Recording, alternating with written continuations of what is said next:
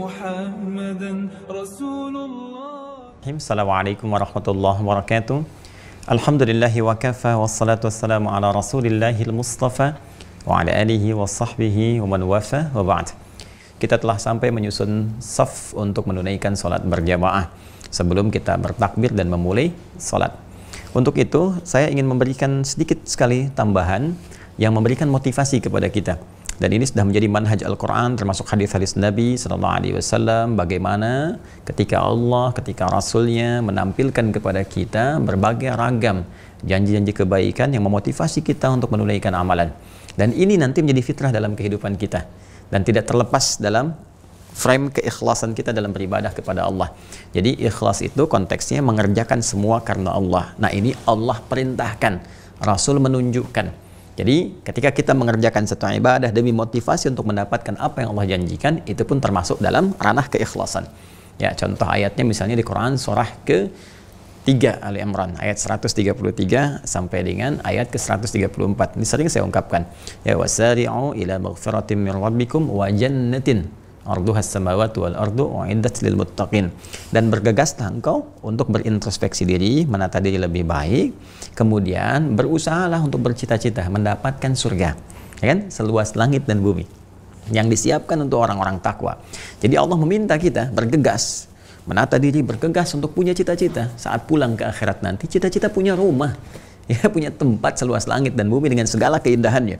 Dunia saja Anda punya cita-cita. Saya pengen karir sukses, pengen rumahnya luar biasa, pengen kendaraan yang cukup, pengen hidup nyaman. Untuk dunia yang sementara yang akan Anda tinggalkan, Anda begitu punya cita-cita yang tinggi sampai Anda tempatkan setinggi langit, gitu kan?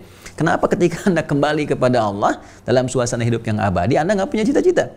Maka untuk memotivasi kita semua, kata Allah, ini perintah, maka engkau harus punya cita-cita, punya harapan yang tinggi untuk mendapatkan tempat kembali terbaik yang Allah siapkan seluas langit dan bumi. Kepada siapa diberikan? Kepada orang takwa. Nah, orang takwa ini dia berikhtiar mendapatkan dan meraih cita-cita itu untuk mewujudkannya lewat amalan. Ya, 134-nya di surah ketiga Ali Imran ayat 134, alladzina yunfiquna fis sarra'i wad dharra wal kadhimina al ghaidha wal 'afina 'anil nas wallahu yuhibbul muhsinin. Ya kan? Di antara amalannya engkau senang berbagi, amalan sosial di sini, menahan amarah, memaafkan orang lain, memperbanyak kebaikan di samping amalan-amalan ritual yang lainnya. Jadi mengejar sesuatu yang Allah janjikan dalam rangka menaati perintah Allah masuk dalam konteks keikhlasan. Ini untuk memotivasi kita. Pun demikian, dalam konteks menunaikan sholat berjamaah, teman-teman sekalian, banyak motivasinya. Ya, dalam Al-Quran langsung disebutkan bentuknya jama', yuqimun, mereka. Ketika menunjuk pada mereka menunaikan, ini menunjukkan motivasi menunaikannya dengan berjamaah. Apa keutamaan berjamaah itu? Banyak sekali. Di antaranya kita dapati misal di hadis riwayat Al-Bukhari. Ini kitab sahihnya, Sahih Al-Bukhari, teman-teman sekalian, di Kitabul Adzan. Ya, Kitabul Adzan di sini di halaman 112. Insyaallah ya. Kitabul Adzan halaman 112 tentang keutamaan, ya, tentang keutamaan sholat berjamaah. Ini supaya kita termotivasi. Ya, di bab yang ke-30 ya.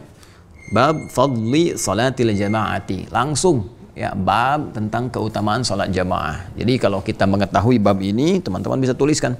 Ya, di pintu rumahnya, kemudian di pintu kamarnya bisa disalin hadis ini, atau nanti di tempat-tempat Anda beraktivitas, ya, di mobil, di dashboard misalnya tuliskan di situ, kemudian di buku Anda atau di handphone bikin status di situ, ya, di bagian wallpapernya Anda tuliskan. Jadi kalau Anda lihat di situ, begitu dekat waktu sholat Anda akan siapkan. Nah, itu diantara cara untuk memotivasi diri.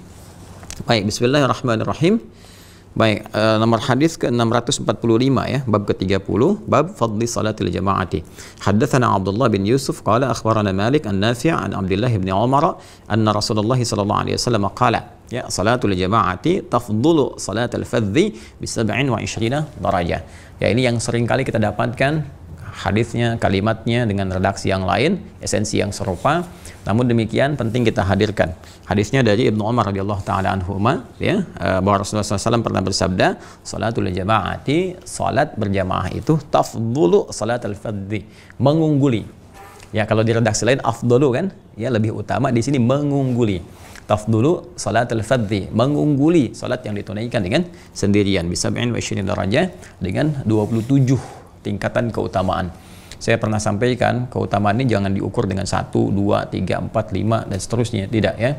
Yang hitungan mesti kita pertimbangkan. Nanti di hadis lain ada padanannya, satu keduanya bisa 500 tahun, dua ketiganya bisa 500 tahun, demikian seterusnya. Ya, nah nanti ini konteksnya berjamaah ya. Biasanya secara umum kalau berjamaah itu dalam konteks penunaian di masjid. Ya, kalaupun tak mampu kita ke masjid, maka ambil keumumannya dengan penunaian berjamaah. Ya, misal beberapa kalangan akhwat misalnya nggak memungkinkan untuk ke masjid, dia sholat di rumah. Alih-alih dia sendirian, dia bisa ajak anaknya yang perempuan atau asisten rumah tangganya. Ya sayang, dibandingkan di rumah misalnya ada 3 tempat atau 3 ruangan, 4 ruangan, masing-masing sholat sendirian. Kenapa nggak kumpul satu tempat? Nah, ketika kumpul itu mendapatkan 27 pahala daripada sendirian dapat 1. Itu kan hitungan 1 gitu kan. 1 tentunya dikalikan pahala 10, kalau dikalikan standar ya seperti itu. Tapi kalau dia berjamaah dapat lebih luas lagi.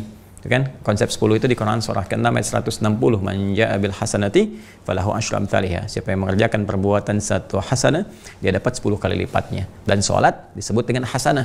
Ya, di Quran surah ke-11 Hud ayat 114. Ya, innal hasanati yudhibnas sayyi'at. Aqimis salata tarafayn nahar wa zulafan minal lail innal hasanati. Ya, dan salat disebut dengan hasanat. Itu akan menggugurkan, menghapuskan ya keburukan-keburukan, dosa-dosa kecil, sepanjang bukan dosa besar yang harus ditobati dengan sempurna. Nah, jadi ini dalilnya teman-teman sekalian, termasuk nanti ada yang ke masjid, ya, baru ke masjid dan dapat 25. Ya, apalagi dengan menunaikan jamaahnya.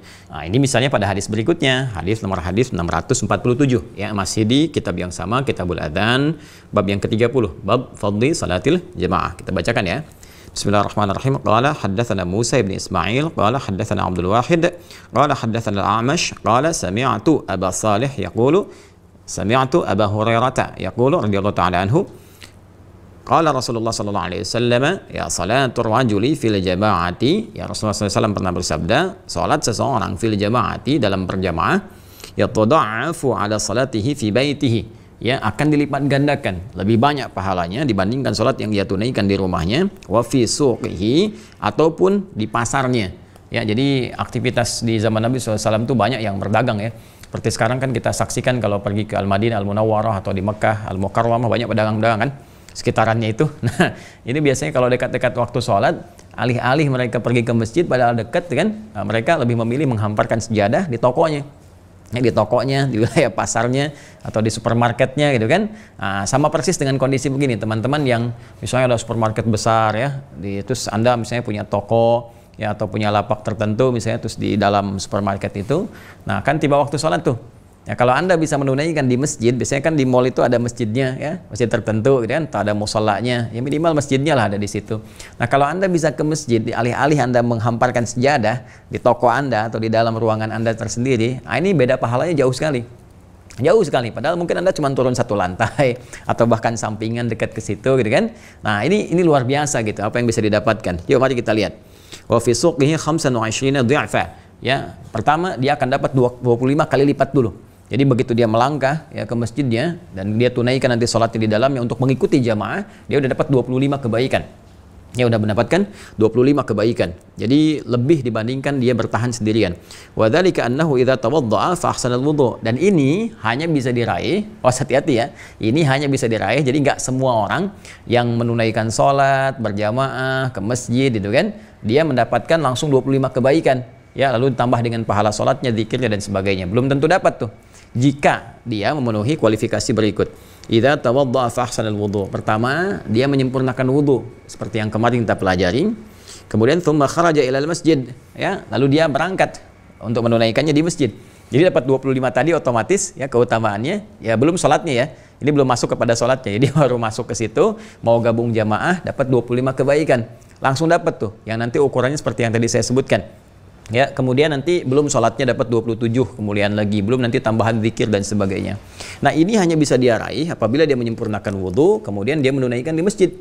La yukhrijuhu illa as-salah. Ya, tidak ada motivasi lain untuk menunaikan ke masjid itu kecuali hanya untuk sholat. Jadi bukan karena ingin janjian dengan teman sambil sholat, sambil kemana di Masjid Al-Ihsan deh kita. Ya udah ketemu di sana deh, nanti sambil sholat zuhur, jadi nyambi tuh sholat tuh jadi sambian.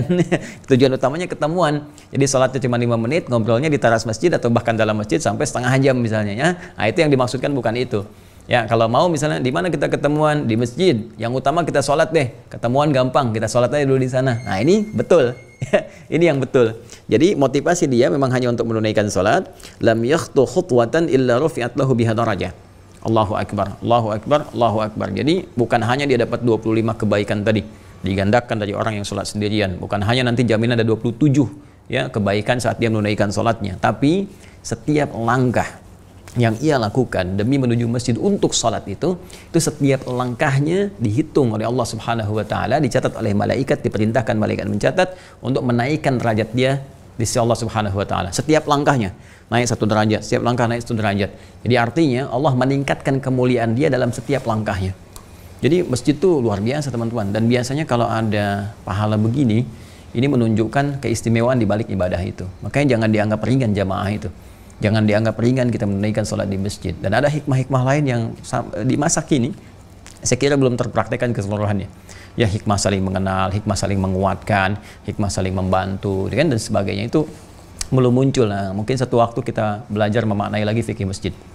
Ya. Nah, di konteks ini saking pentingnya jamaah ini, maka setiap langkah yang dia lakukan menaikkan derajat dia di hadapan Allah. Jadi kalau Allah sudah naikkan kualitas hidup dia, nanti beberapa keberkahan akan turun.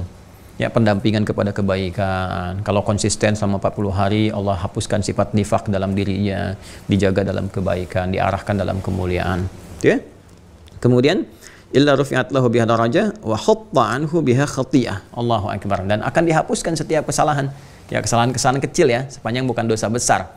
Jadi ternyata membiasakan diri untuk ke masjid itu juga salah satu langkah untuk memperbaiki perilaku. Jadi akan berdampak pada perubahan perilaku.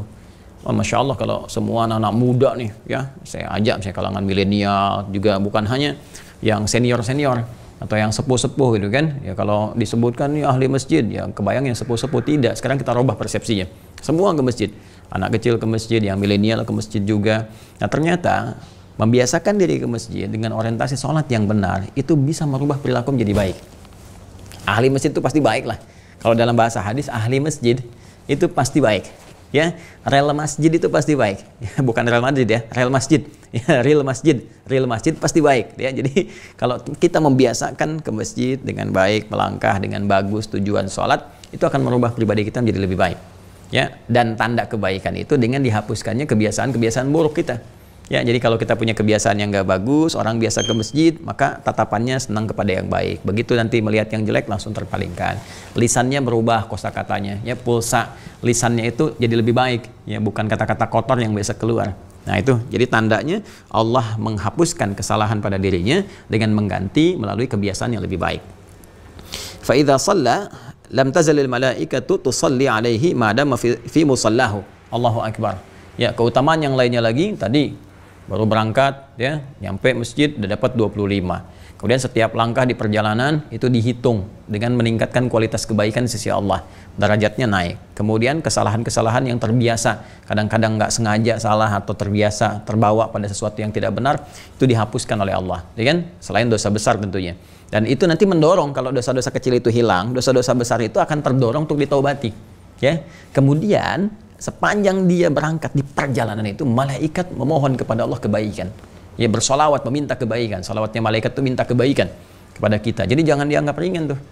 Ya, jangan dianggap ringan. Anda setiap berangkat ke masjid semakin panjang ya jaraknya gitu kan, kita tempuh. Nah itu malaikat memberikan solawat banyak gitu ya, minta kepada Allah kebaikan untuk kita.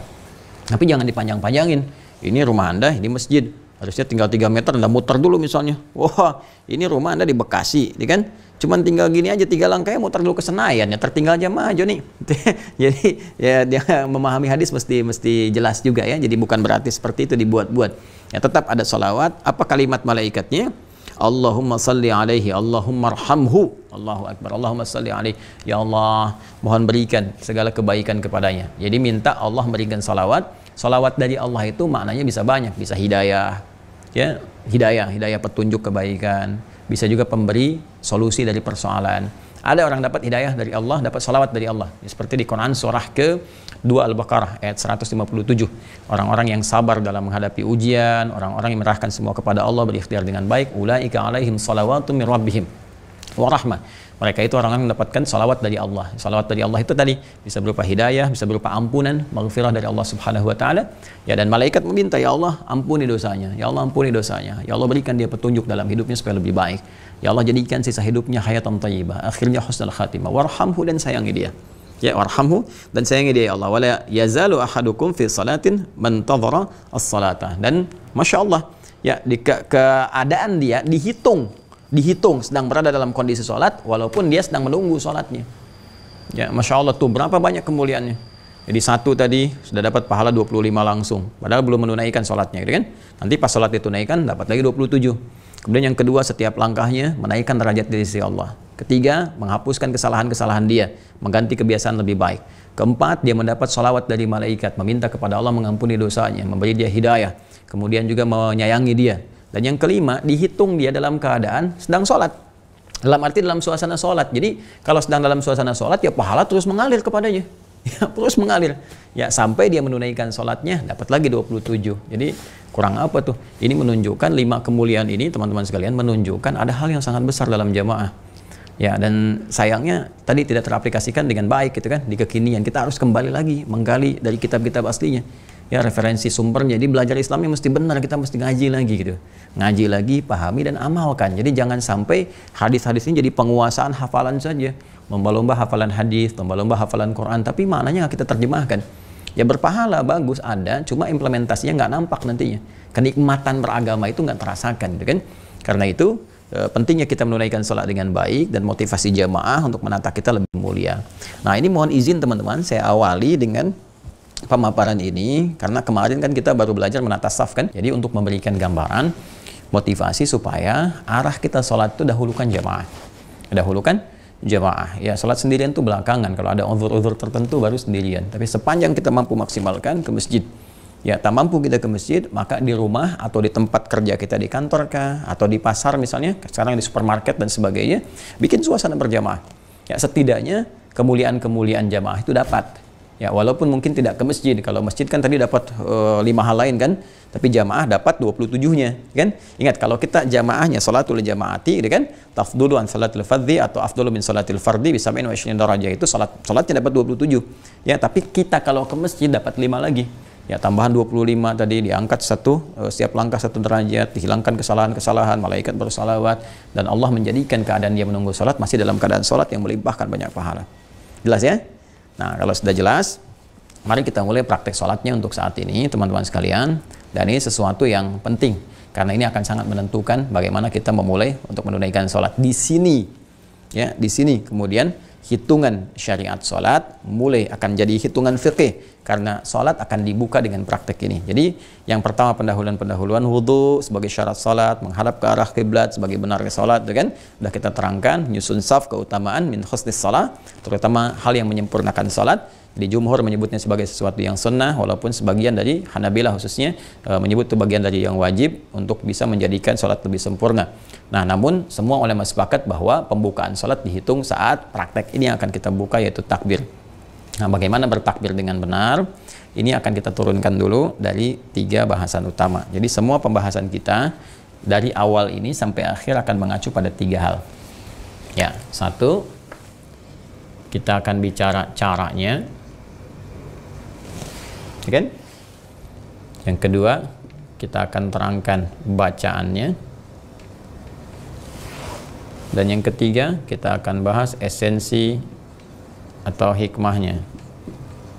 Nah, ini yang terakhir, yang ketiga ini yang jarang juga dikupas ya, sehingga apa hal yang melahirkan kehusuan dalam penunaian ibadah itu kadang tidak terasakan dengan sempurna.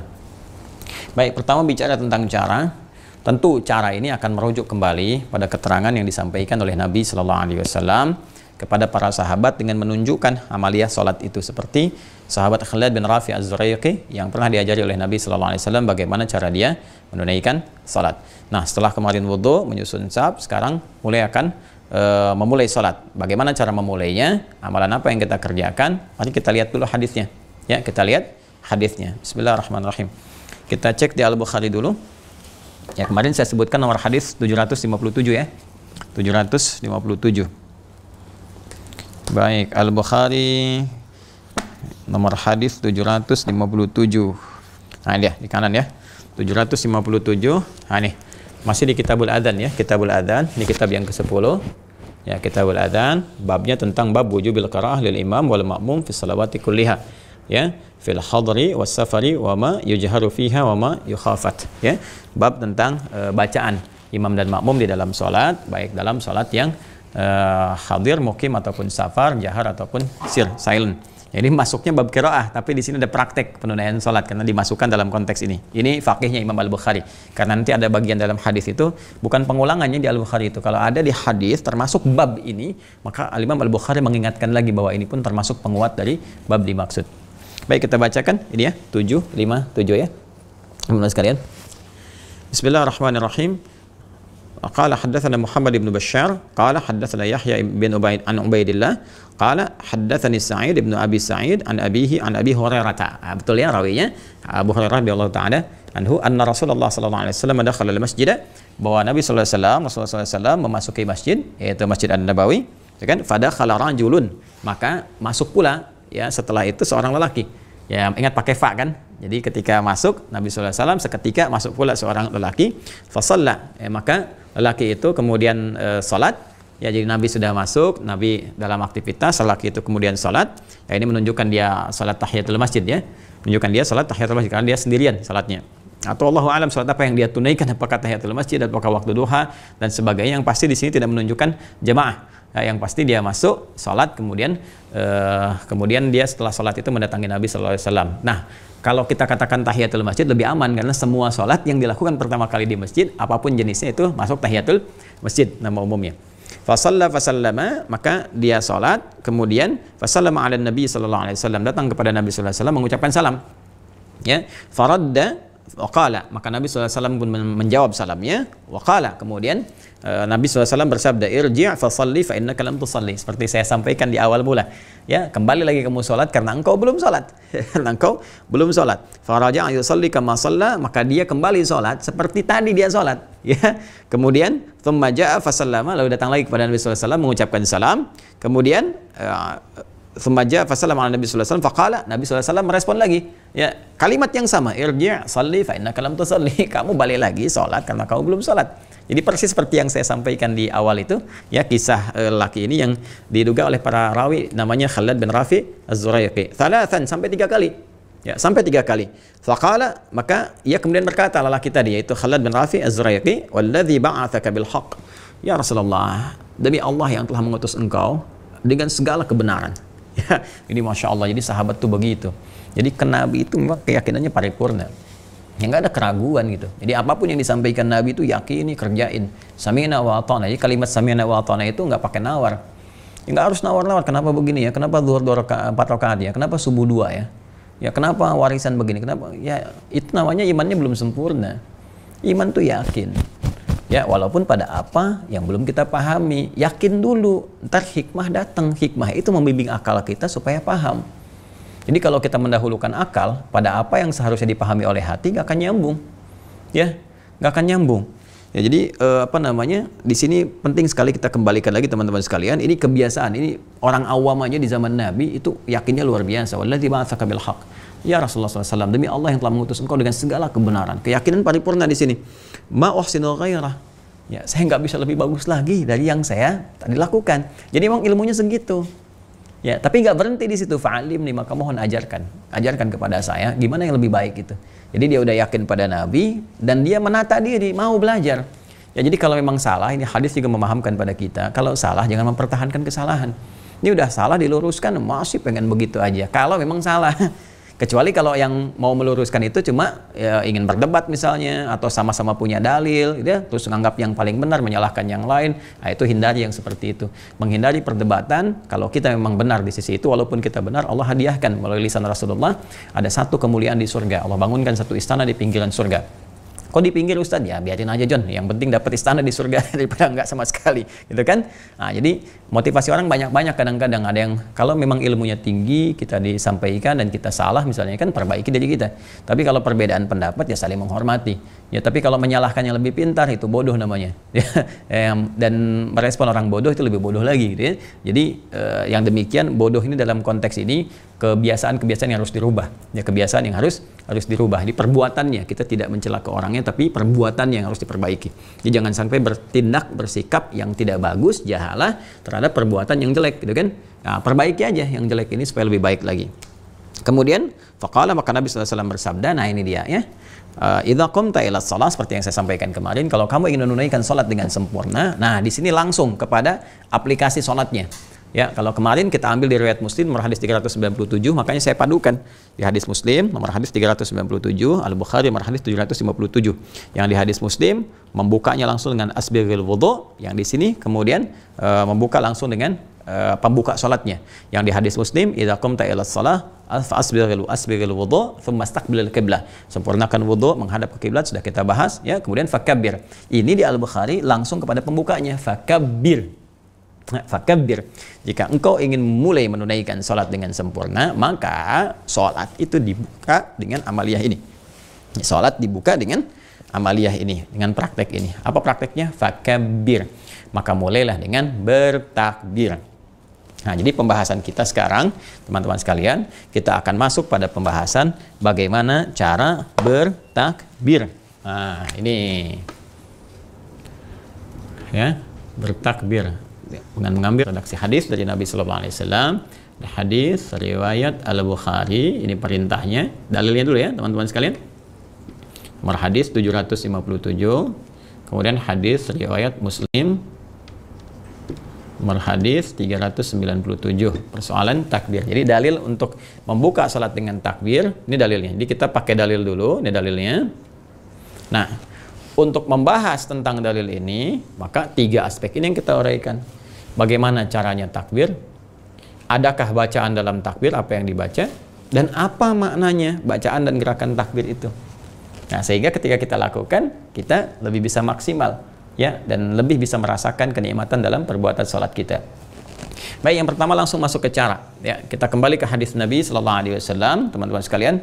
Kita akan lihat cara bertakbir, kita turunkan. Dalilnya mana? Ya, dalil untuk penunaian bertakbir.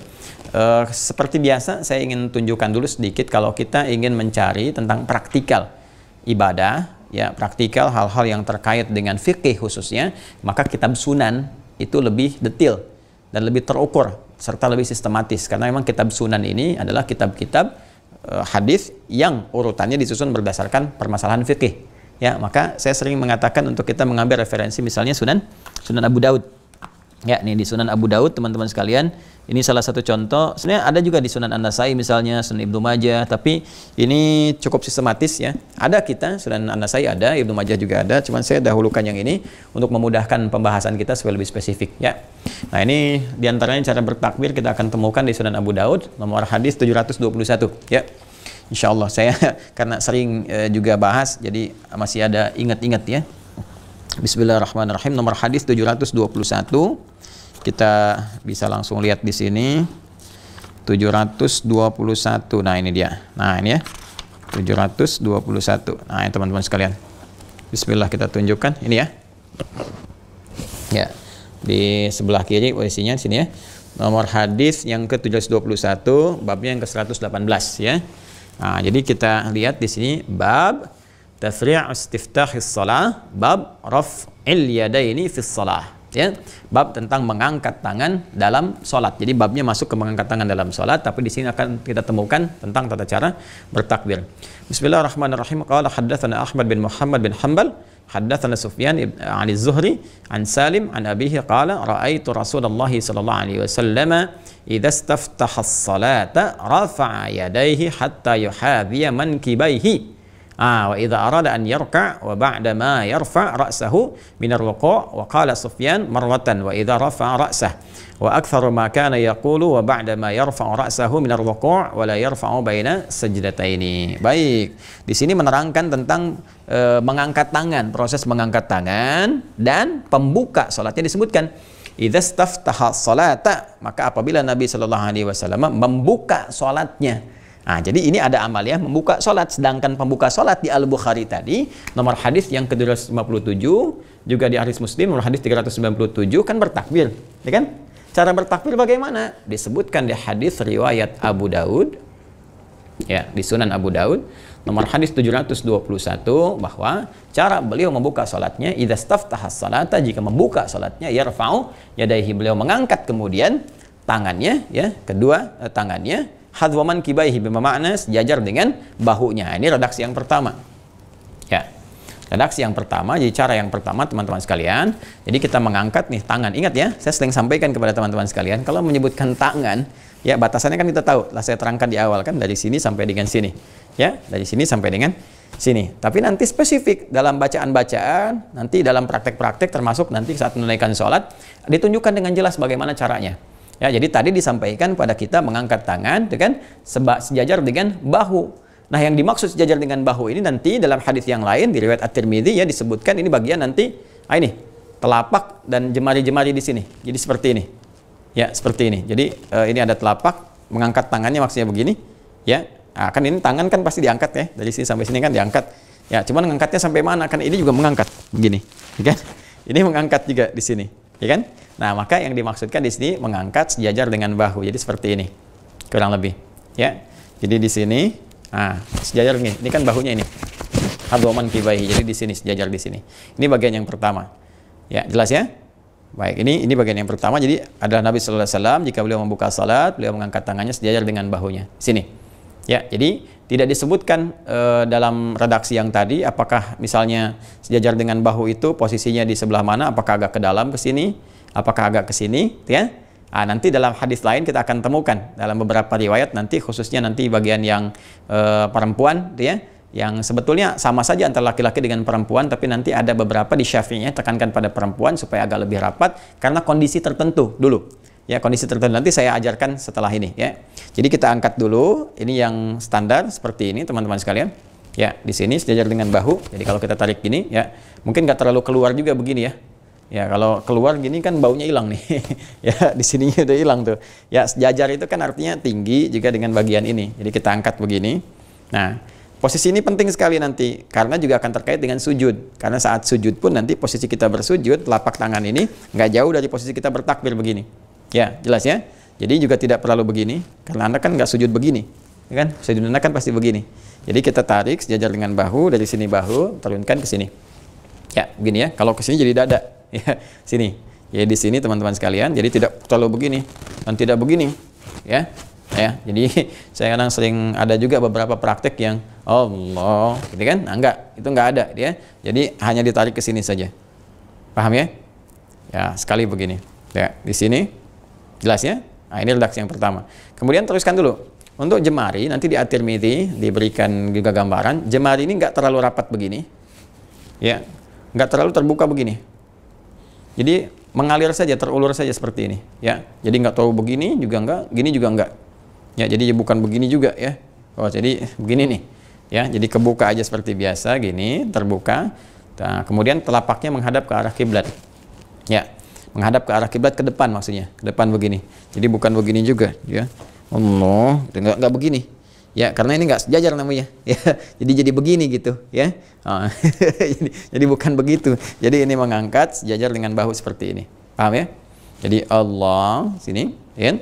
Nah, ini teman-teman sekalian, ini. Jadi ini mengalir saja, ya, terulur saja. Jadi tidak begini, tapi seperti rileks ya. Satu ini. Yang kedua nanti di riwayat An-Nasa'i, jadi mengangkat sejajar dengan daun telinga di sini. Ya, diajar dengan daun telinga. Jadi di sini bisa kita begini atau ditempelkan ini, yang jempolnya bisa menempel ke sini ke telinga itu ya. Nah, jadi bisa ke sini atau bisa juga sejajar, cukup sejajar di sini. Jadi kalau tadi di sini, sekarang ke sini. Ya, agak ke atas sedikit. Nah, ini mana yang paling nyaman saja yang bisa kita lakukan. Ya, mana yang paling nyaman? Mungkin nyamannya di sini, ya di sini silahkan bertakbir gini kan. Nah, kalau nyamannya misalnya di sini ke atas seperti ini, ya. Baik, walaupun nanti di beberapa di madhab itu ada kalangan spesifik, misalnya untuk yang perempuan lebih mengambil kepada yang kedua untuk merekatkan seperti ini, ya, merekatkan di sini gitu, merekatkan di sini lebih rapat, ya. Kenapa? Ada kondisi kita ambil kalau saya teliti, gitu kan, pelan-pelan kita melihat ternyata kan salah satunya faktor dari pakaian busana yang dikenakan. Kalau sekarang kan udah pakai mukena ya, enak aja gitu, takbirnya bisa begini juga nyaman, gak ada masalah karena longgar kan. Jilbab juga longgar gitu kan, tapi kan dalam kondisi-kondisi tertentu di tempat lain kan nggak ada mukena. Ya, kadang-kadang ada yang cuma misalnya jilbabnya juga nggak terlalu panjang ketika mau dipakai sholat kan, tutup hanya sebatas yang ke batasan paling minimalnya gitu kan, minimal kan lewat dada segini ya, minimal. Jadi minimal untuk perempuan itu melewati dada. Jadi bukan di sini ya, jadi turun ke sini ya. Yudnina min jalabibihinna gitu kan, bahasa Al-Qur'annya rendahkan dari jilbab yang kau kenakan itu, kerudung yang kau kenakan, longgarkan ya, yang sekiranya kemudian dengan longgar itu nggak terlalu ketat sehingga menampakkan aurat itu ditutup tapi terlihat tuh kan lekuk tubuh dan sebagainya. Kemudian yang kedua juga menutupi melewati dada gitu ya, melewati itu. Nah, nanti kalau menggunakan yang standar di sini otomatis ketika dia mau bertakbir, kalau dia terbuka begini kan terangkat tuh. Ya, dia begini terangkat gitu kan. Maka di sini ada yang kemudian agak ke dalam ya, agak begini tuh. Ya, agak ke dalam, agak begini, atau di sini tapi agak rapat di sini. Ya, nah ini boleh juga yang demikian supaya tidak terlalu mengangkat berlebihan sehingga terbuka sebagian auratnya. Tapi kalau sudah pakai mukena sudah begini, mau begini nggak ada masalah. Atau yang laki-laki mau di sini pun nggak ada persoalan. Ininya agak sedikit rapat tentunya.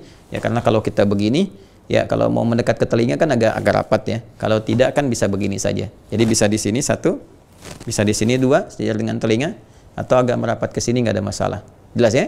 Nah, jadi ini dari 3 cara. Satu, hadwaman kifaihi, kemudian udhunaihi dengan sejajar dengan 2 telinganya di sini, ya, atau agak merapatkan ke sini nggak ada masalah. Yang penting mana di antara nyamannya saja. Mana di antara nyamannya. Itu gerakan yang pertama begini. Baik, paham sekarang? Nanti kalau sudah paham, semua referensi disampaikan, praktek juga diuraikan. Tinggal sekarang bacaannya apa? Ini. Ya. Maka di Abu Daud nanti diteruskan fayaqulu Allahu Akbar. Maka dengan dia mengangkat tangan itu, dengan dia membuka salatnya itu, fayaqulu, dia mengucapkan Allahu Akbar. Allahu Akbar. Nah ini ya. Jadi ini yang diucapkan. Dan gak usah ngarang-ngarang ya. Nama Allah kan banyak, Asmaul Husna banyak. Ya, kenapa enggak Allahul Azim, Allahur Rahman, Allahul Karim? Tidak. Salat itu spesifik. Sallu kama ra'aitumuni usolli. Salatlah kalian persis seperti melihat aku salat, kata Nabi sallallahu alaihi wasallam. Ya, jadi ketika Nabi membimbing menggunakan kalimat yang jelas Allahu Akbar, maka ucapkan. Nah, cara mengucapkan ini antara mengangkat dengan mengucapkan, teman-teman, bisa ada 3 cara. Ya, bisa ada tiga cara. Pertama, ini yang paling populer, bersamaan mengangkat dengan mengucapkan. Jadi begitu mengangkat, ya kan? Allahu Akbar, ya kan? Jadi Allahu Akbar, ya kan? Bisa bersamaan. Bisa mengangkat dulu begini. Ya, kemudian nanti meletakkan, setelah itu dia berucap Allahu Akbar. Boleh. Ya, boleh. Kemudian yang ketiga, dia mengucapkan dulu Allahu Akbar. Ya. Jadi bisa 3 cara, ya. Jadi yang pertama bersamaan Allahu Akbar, ya. Ulangi lagi. Allahu Akbar, ya. Kemudian yang kedua, dia mengangkat dulu, ya kan? Lalu dia mengucapkan Allahu Akbar. Jelas? Yang ketiga, dia mengucapkan dulu Allahu Akbar. Ya. Jelas ya? Nah, ini 3 ini mana yang paling memudahkan? Kenapa ini penting disampaikan?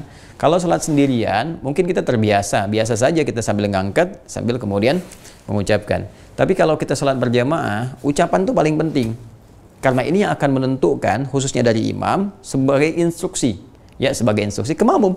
Jadi apa yang diucapkan imam, itu yang kemudian menjadi penanda makmum untuk memulai gerakan atau perpindahan.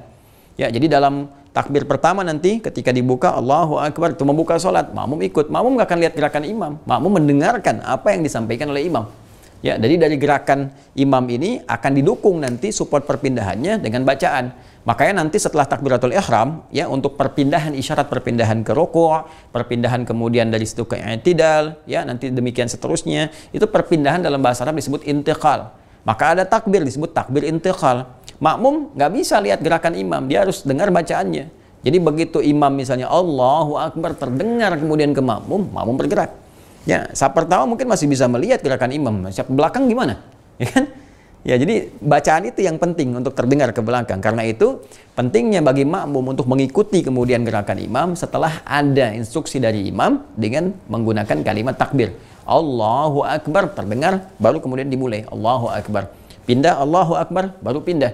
Ya, jangan sampai nanti imam walaupun imam ruku tapi belum mengucapkan takbir, nanti pas bab ruku, makmum ikutan ruku, itu bisa nggak benar. Ya, makanya kenapa pentingnya kadang-kadang ada 3 tadi hal, karena begini, bisa saja misalnya imamnya agak lemah, atau misalnya sudah sepuh, makmum di belakang masih muda, maka kalau dia misalnya bersamaan Allahu Akbar, dianya belum ruku, di belakang udah ruku duluan saking semangatnya.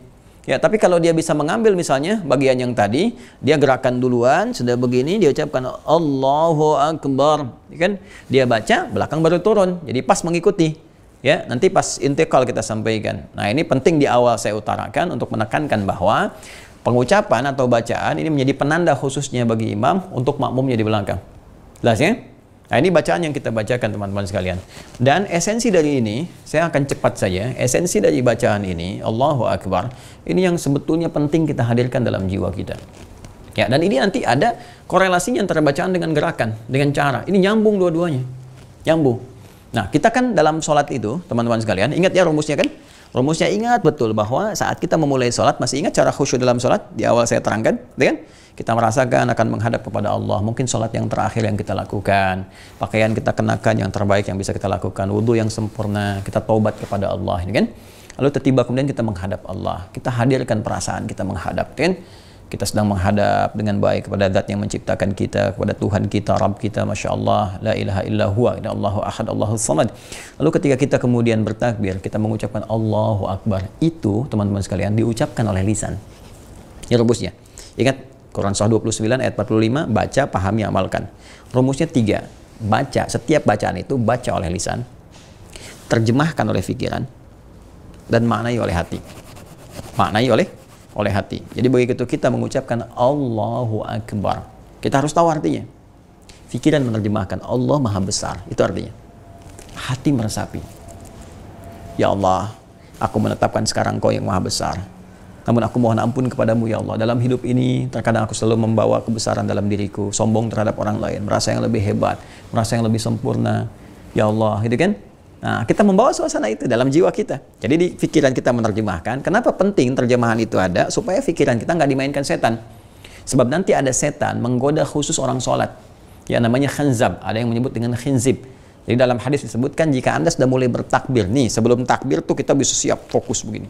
Tapi begitu Anda takbir, ketika Anda mulai bertakbir, fayaqulu syaitanu. Maka setan ini mulai bertugas. Ya, dinasnya khusus saat sholat, menggoda orang sholat. Fayaqulu syaitanu, maka dia berkata kepada orang sholat ini, udhkur kada, ingat ini ya, ingat itu ya. Ya, sehingga wajar ketika orang mulai bertakbir, kalau dia tidak mencoba memahami, menerjemahkan apa yang dia baca, merasakan apa yang dia lakukan, itu wajar begitu dia takbir, Allahu Akbar, lisannya Allahu Akbar, tapi setan mengacaukan pikirannya. Sehingga handphone hu akbar, ya pekerjaan hu akbar, TV hu akbar, ya cemilan hu akbar, dan sebagainya. Uang hu akbar. Ya, sehingga ada orang yang sengaja membatalkan sholat untuk hanya menjawab telepon. Ya Allahu Akbar, tang ting tung ting tang ting tung tang ting tung ting tang ting tung, angkat dulu, ya, batalin, jawab, ya, dan sebagainya. Maka orang-orang yang ingin khusyuk dalam sholat nggak akan begitu. Dia akan pastikan handphonenya silent atau dia matikan terlebih dahulu. Ya, karena sekarang kita akan menghadap yang lebih hebat, lebih agung dibandingkan pekerjaan kita, bahkan diri kita sendiri. Karena itu kita siapkan, kita katakan Allahu Akbar. Ya Allah Maha Besar, kemudian rasakan di jiwa kita, ya Allah, aku mengatakan berkomitmen Kau yang paling hebat, Kau yang paling agung. Aku mohon ampun ya Allah dalam hidup ini selalu merasa besar terhadap orang lain, sombong terhadap orang lain, merasa yang lebih angkuh, merasa yang lebih hebat, merasa yang lebih tinggi ilmu, tinggi kedudukan dibanding orang.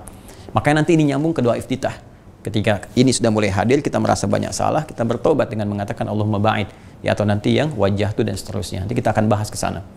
Nah, bersamaan dengan itu tangannya diangkat seperti ini. Ya, seakan memasrahkan diri sepenuhnya kepada Allah Subhanahu wa Ta'ala dengan membuang semua urusan dunia ke belakang. Nah, jadi kalau kita sudah mulai bertakbir, buang urusan dunia ke belakang, pasrahkan semua kepada Allah. Makanya takbirnya disebut dengan takbiratul ihram. Ya, takbiratul ihram dari ahrama yuhrimu. Ya, takbiratul ihram. Ini dia. Dari kata ahrama yuhrimu, ini dari kata ahrama yuhrimu, bukan ahrama ya, kalau pakai h nanti piramid itu artinya. Ahrama yuhrimu, ahrama itu sesuatu yang mengharamkan, yang melarang, tidak membolehkan, harus ditanggalkan.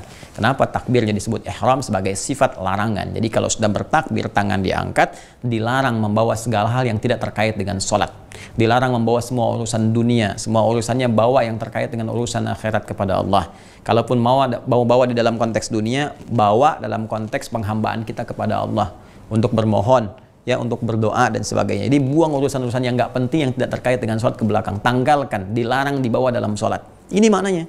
Makanya tangan kita bergerak begini, pasrah kepada Allah, buang semua urusan yang nggak terkait dengan sholat ke belakang. Haram dibawa dalam sholat. Ya, maka ihram takbir yang mengharamkan segala yang tidak terkait dengan sholat, semua aktivitas tinggalkan, tanggalkan, dan fokuskan diri kita khusyuk kepada Allah Subhanahu Wa Taala. Jelas ya? Nah pertanyaannya, apakah dengan kita mengangkat begini otomatis langsung kemudian seorang bisa khusyuk? Setelah mengangkat ini, apakah tangan di sini aja sampai selesai? Atau diturunkan disimpan? Kalau nyimpan bagaimana? Di mana disimpannya? Apakah di sini? Ataukah di sini? Atau di sini? Apakah begini? Atau begini? Atau begini? Atau begini? Kan? Nah, mana di antara itu yang dibenarkan sesuai petunjuk dengan hadis-hadis Nabi dan petunjuk Rasulullah SAW? Insya Allah kita akan bahas di pertemuan yang berikutnya. Saya kira itu yang bisa saya sampaikan. Semoga bermanfaat. Semoga Allah berikan kemuliaan pada kita. Allahumma taqabbal minna innaka antas sami'ul alim, tub 'alaina innaka antat tawwabur rahim. Rabbana ya Allah, Rabbana taqabbal minna ya Allah, taqabbal minna kull a'malina salihah. Wa sallallahu ala sayyidina Muhammad wa ala alihi wa sahbihi ajma'in wa akhiru da'wana alhamdulillahi rabbil alamin. Subhanakallahumma bihamdika nashhadu an la ilaha illa anta nastaghfiruka wa atubu ilaik. Assalamualaikum warahmatullahi wabarakatuh.